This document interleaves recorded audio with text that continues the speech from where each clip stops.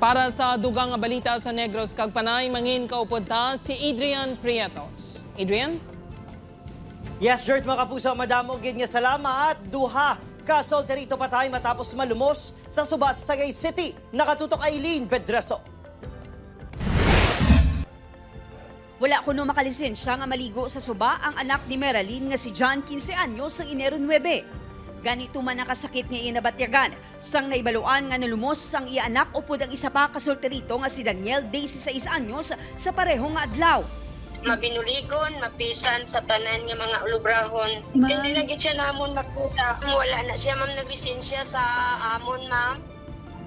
Wala kay eskwela na siya. Wala gid na-confirm nga maupod siya. Wala man nakabalo ang tanan nga nakaabot na gali sila sa Malubon. 12 kilometers daw from school. Nagwa sa investigasyon sang PCG nga pasado las 11 sang aga sang Biyernes, naligo sa suba ang mga biktima upod ang 8 pa nila ka mga abyan.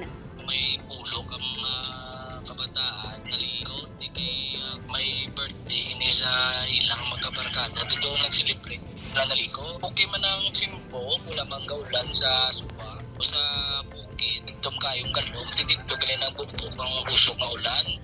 Nakataka sa suba ang mga kaupdanan apang nakalabot sa madalong nga porsyon sang suba ang duha ka biktima, rason nga naanod kag nalumos. Matapos ng duha ka adlaw nga search and retrieval operation, nasapwan sa Pampang sa Barangay Paraiso ang bangkay ni Daniel pasado las 10 kapon sang aga. Sa isa pa ka video, makita ang pag-recover naman sa bangkay ni John pasado las 9 kagabi sa kilid sang baybay sa Barangay Himugaan.